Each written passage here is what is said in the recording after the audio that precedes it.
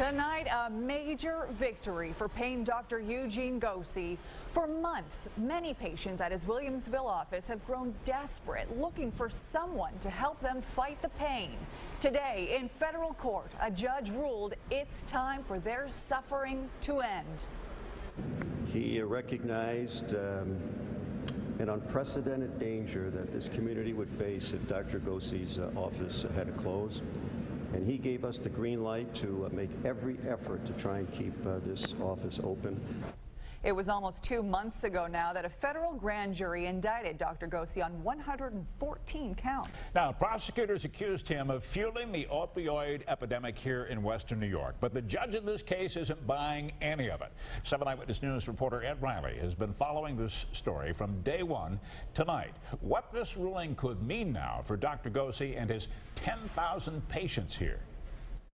We were worried that they were actually going to allow the doctor to cooperate with the other physicians, and in essence that he would be stating what had to be prescribed. And for that reason, federal prosecutors were opposing a defense motion in U.S. District Court to allow Dr. Gosy to resume treating patients and making prescription recommendations. Without Dr. Gosy there, without his unique skills and experience, this practice will close. Defense attorney said it was critical that Dr. Gosy return to his practice, and the motion was supported by an affidavit from Dr. Robert Milch. He's one of 3 doctors who stepped up to temporarily keep Gosy's office open for his 10,000 chronic pain patients.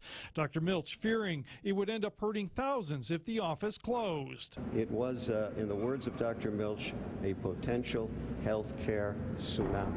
Federal Magistrate Judge H. Kenneth Schrader agreed and angrily reprimanded attorneys for opening what he called a Pandora's box and creating a danger to the community by leaving thousands of chronically ill patients to fend for themselves. Magistrate Schrader gave a lengthy rebuke to federal prosecutors about Dr. Gosy's presumption of innocence, and the judge modified Dr. Gosy's bail so he can now treat his patients. The danger of the community was doing nothing. But any recommendations made by Dr. Gosy about prescriptions will have to be approved by a duly qualified supervising physician.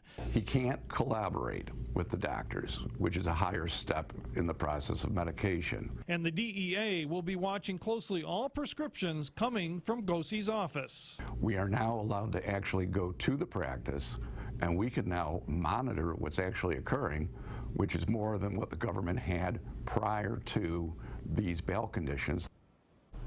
Attorneys for Dr. Gosy are now in contact with the New York State Office of Professional Medical Conduct to make sure there are no complications between the judge's order and New York State. Now, the only catch to all of this is if there's no qualified physician to supervise Dr. Gosy, he won't be able to recommend treatment and medication options. So it could be an issue for the future. Ed, what about the temporary doctors? Are they going to stay on? Well, what the defense attorneys told us today is Dr. Milch has agreed to stay on longer as long as Dr. Gosy can return. And I should tell you that today in court, in 35 years of covering court, I have never seen a judge as angry as I saw today. The federal judge saying too much attention focused on the criminal case and not enough focused on the patients whose lives were placed in jeopardy. What a can of worms. I wonder if anyone thinks back now to think, gee, we could have never imagined that all of this would happen because of this one doctor. Right. Absolutely, Keith, absolutely. Thank you very much, Ed. 7 Eyewitness.